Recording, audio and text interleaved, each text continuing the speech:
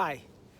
Well, I'm saying goodbye to my backyard of my Page Avenue Lyndhurst home, the home of my family for 63 years and my entire lifetime home of 57 years. And I'm packing up, leaving, and I want to say goodbye to the yard. And I want to take you into the garage and give a little bit of history there.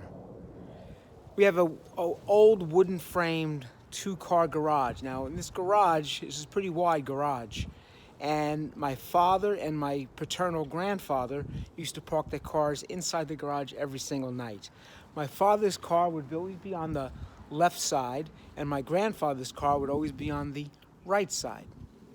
My father usually always drove Chryslers, and my grandfather drove Toyotas and things like that. So anyway, let's take a look inside the garage. Now, pardon the camera work, a little sloppy.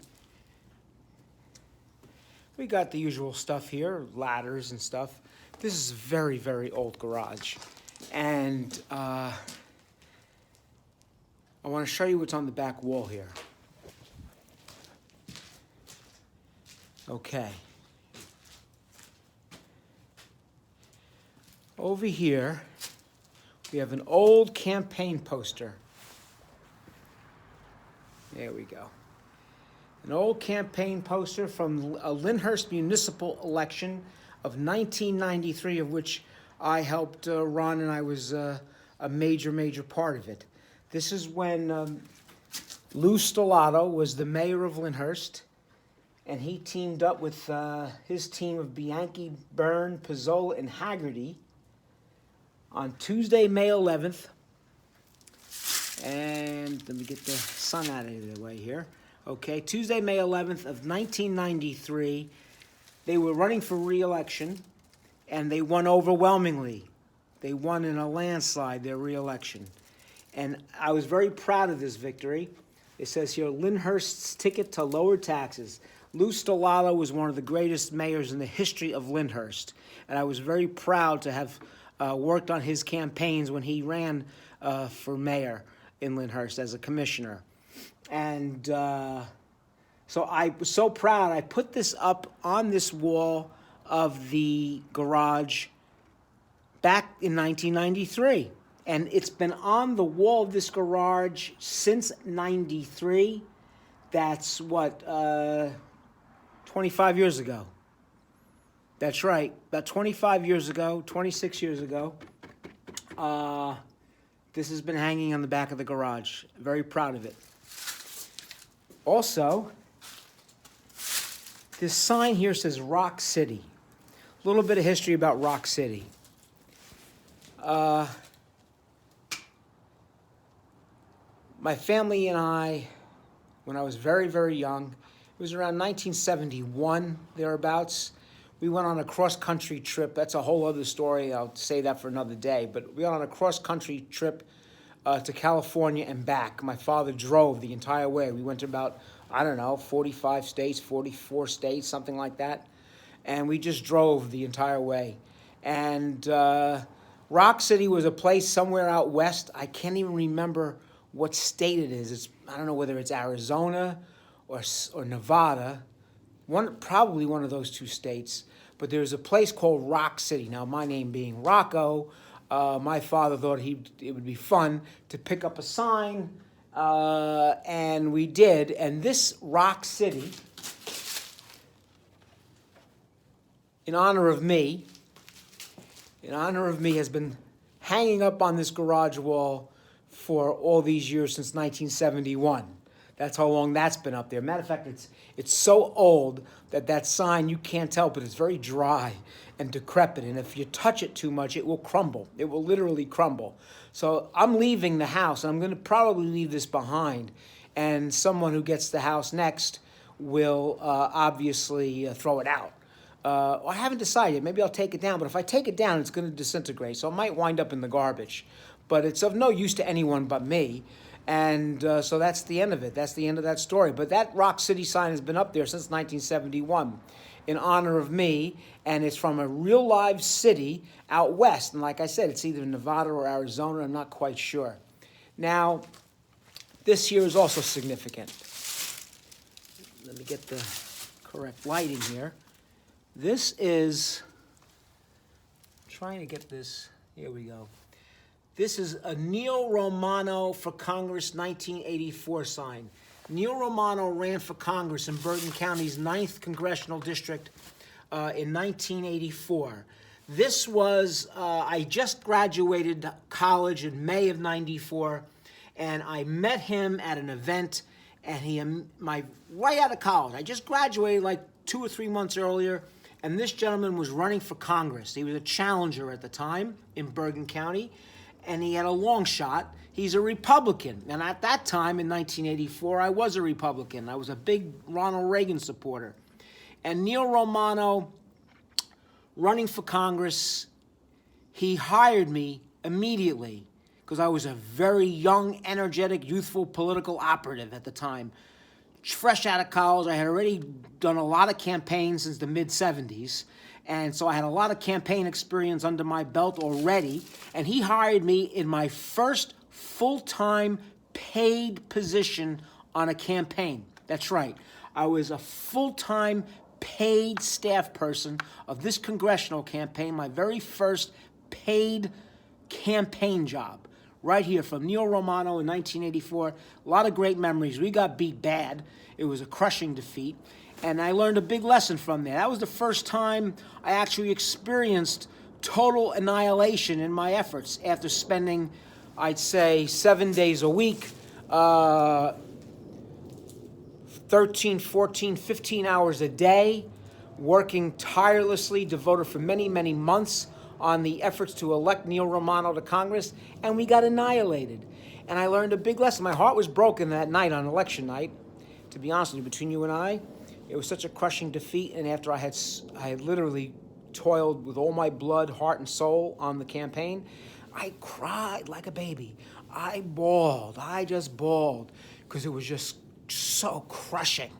But I learned that was my first serious campaign defeat.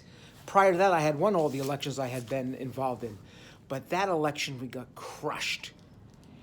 And I learned the lesson about you can work as hard as you want, but sometimes you're not going to win. And in politics, especially as a campaign operative, a full-time professional campaign operative, you have to learn to love the game, love the process, because that's really what it's about. You do your best, you give it your all, and sometimes you're going to come up short. And you don't let it discourage you, and you don't let it defeat you, and you don't let it to end your career.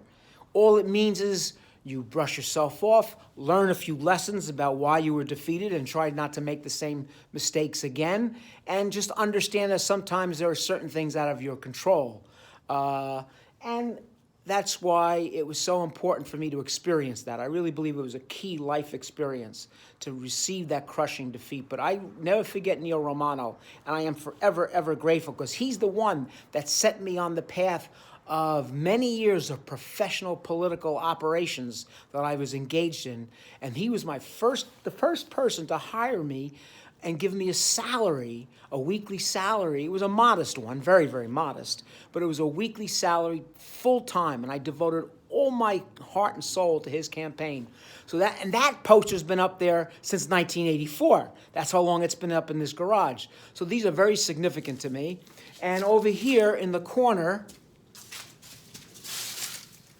are a couple of old remnants, literally remnants of my father's bowling trophies. In the 1960s, my father worked for Bamberger's in Paramus. That's before Macy's. It was Bamberger's, and he worked there since the Garden State Plaza opened in 1956. Well, the first thing he did when he joined Bamberger's is he joined the bowling team, the Bamberger's bowling team, and he was a very, very good bowler. So he bowled every week. It was a Wednesday night. He went bowling every Wednesday night in the league. In the league in which he was representing the Bamberger's team, and he won a lot of trophies in the early 1960s. This is one of them. He's got a bunch of trophies from that, and that's still here. But this is a really old one. It's dirty, it's old, and I didn't take that with me. I took a couple of his other trophies, nice ones from the early 1960s, with me to Jersey City. So they're literally sitting in Jersey City right now.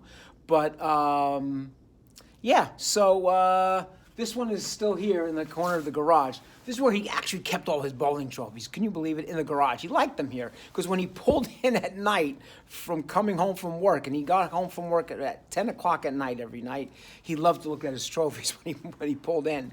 It was just nice. So, yeah, we kept them out here for a long, long time, for a very long time. So anyway, this is the garage. And, oh, by the way, if you look up there, that's the attic of the garage. That's where the famous animals live. That's where the raccoons and the skunks and the muskrats and beavers, when they come into my garage to seek shelter, they go up there and they hide up in that attic and they hang out up there. And I'm afraid of them, quite frankly, because they're wild animals and I don't know who's rabid and who's not. So I rarely come into the garage anymore because I never know who's going to jump down on top of me over there. So anyway, up there is the haven for the wildlife in Lyndhurst. And there's a lot of wildlife because we're right next to the Meadowlands. And when the Meadowlands got constructed and built up, they all escaped and they all came to my backyard. And they came to this garage. They hide in this garage and they go up there to the attic of the garage and hang out. So that's the famous attic where all the skunks and muskrats and raccoons, they're all living up there. It's like a village up there. I don't know if there's any up there right now, but there have been many, many times. So, and these, oh yeah, here. These are the old cabinets. At one time, these were brand new, beautiful cabinets. See, they're empty right now. See, they're empty. But I'll tell you a little secret between you and I. My father used to read Playboy magazine regularly from the 1950s through the 60s and 70s. And he used to collect them.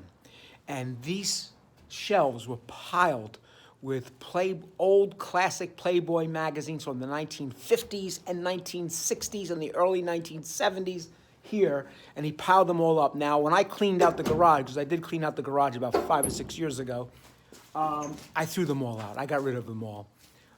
But they were his pride and joy. They were collector's items, literally collector's items. He had the old Marilyn Monroe issues. He had all the classic issues, all of them. And he bought them in real time. He bought them when they came out. And these, and he hid them in here thinking that as I was a kid that I wouldn't find them. Come on, seriously. As a young guy, you know I knew where they were, and you know I read every single one of them.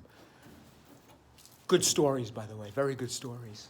And that's what these cabinets were for, to hide all of his Playboy magazines. They're empty now. So a lot of classic stuff in here. I'm going to miss this garage, although I don't use it anymore. I don't put my car in here anymore. But during the heyday of the 1960s through the 1980s, my father, every night, my father would come home from work and park right there. He'd park his car right there. And my grandfather, when he was alive, he passed away in 1984, but prior to 84, he'd park every night right over there.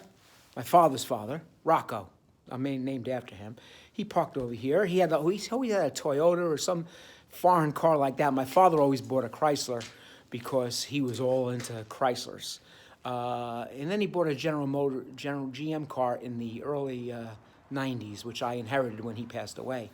But it was mostly Chryslers, even Dodge and Chrysler.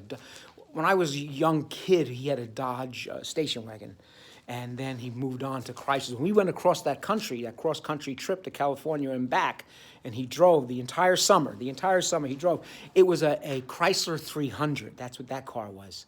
But there it is. That's the garage. I'm going to miss this very much. I really am going to miss my Stellato team poster, my Rock City sign. Rock City, baby. This garage has been Rock City since 1971. And Neil Romano for Congress, the guy who gave me my first full-time paid campaign staff position. That's the guy right there. He got me going. So that's the story in the garage. I'm going to miss it, but all good things must come to an end. Bye, garage. I love you.